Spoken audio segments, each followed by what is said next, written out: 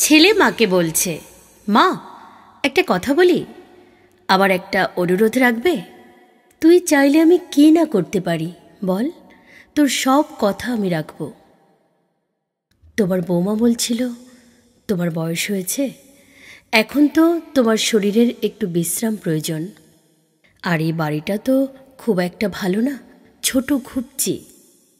তোমার কাশিটাও বেড়ে গেছে, আর ডায়াবেটিস তো আছেই, হার্টের সমস্যা, হাড়ের সমস্যা, আরও কত কি। হ্যাঁ রে, মনে হয় আর বেশি দিন।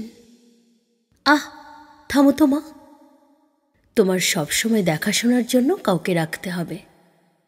আচ্ছা, আমাকে তাহলে গ্রামের বাড়িতে, না না, ওই যে বৃদ্ধাশ্রমের স্পেশাল ব্রাঞ্চে ভর্তি করালে কেমন হয়? এটাই বলছিল তোমার বৌমা। ওখানে অনেকে থাকবে তোমার মতোই, তাদের সাথে গল্প করতে পারবে। আর এ বাড়িতে তো কেউই নেই। আমি ব্যবসায় দৌড়চ্ছি, তোমার বৌমা অফিসে, আর মিঠু তো সারাদিনই স্কুলে। ওখানে তুমি আরামেই থাকবে মা। এটাই আমাদের অনুরোধ ছিল। আচ্ছা, তুই চাইলে তাই হবে। থ্যাঙ্কস মা। আচ্ছা, কালকে বিকেলেই কিন্তু তাহলে ওখানে যাচ্ছ, তোমার ব্যাগ গুছিয়ে রাখবে। পরের দিন অস্বস্তিকর জ্যামে আটকে আছে মা ছেলে। নীরবতা ভাঙলেন মা। বাবা, ওখানে আমাকে দেখতে যাবি তো? পারলে একটা ফোন কিনে দিস আমাকে। মা, তুমি ফোন দিয়ে কি করবে?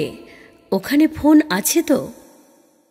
কিছুক্ষণ পরে একটা বাড়ির সামনে এসে গাড়ি থামালো। বেশ কিছুক্ষণ নীরব থেকে এবার ছেলে বলে উঠল, নামো মা, এটাই তো ওই বৃদ্ধাশ্রম। বলেছিলাম না তোমার পছন্দ হবে। তোমার জন্য দোতলার দক্ষিণের ঘরটা বুকিং দিয়ে রেখেছি।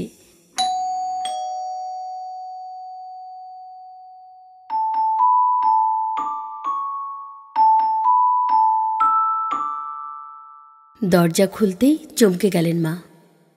আরে, ওই তো তার একমাত্র নাতি আর বৌমা কেক নিয়ে দাঁড়িয়ে আছে। এত বেলুন আগে কখনো দেখেননি। এত আয়োজন করে কখনো কেউ তাকে জন্মদিনের শুভেচ্ছাও জানায়নি। আরে, ওই তো তার দুই মেয়ে আর তাদের জামাই দাঁড়িয়ে। ওদেরও ডেকে এনেছে তার পাগল ছেলেটা।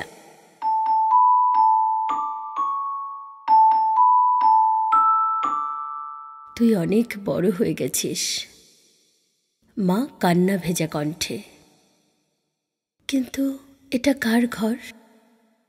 বাড়ির ফলকে নাম দেখনি? বাবার নামে রেখেছি। মা, পুরো বাড়িটাই আমাদের। এবার তুমি আরামে থাকতে পারবে মা। তুই না, এমন কি কেউ করে? কান্না ভেজা চোখে জোরে জোরে মাথা নাড়ছেন, আনন্দে কথা বলতে পারছেন না।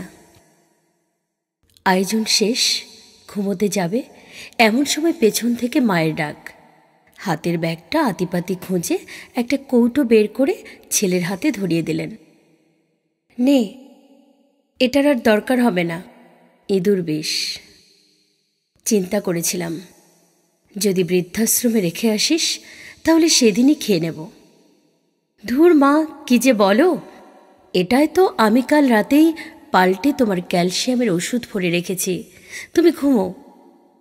মার আজ আর কিছুই চাওয়ার নেই। আর কিছু না হোক, তার ছেলেকে অন্তত মানুষ করতে পেরেছে সে। যাক, আজকের ঘুমটা সত্যিই আরামের হবে, ঘুমের ওষুধ খেতে হবে না। প্রত্যেক সন্তানই যেন মা বাবাকে এভাবেই ভালোবাসে, এবং মা বাবার শেষ বয়সে যেন তাদেরকে বৃদ্ধাশ্রমে না পাঠায়।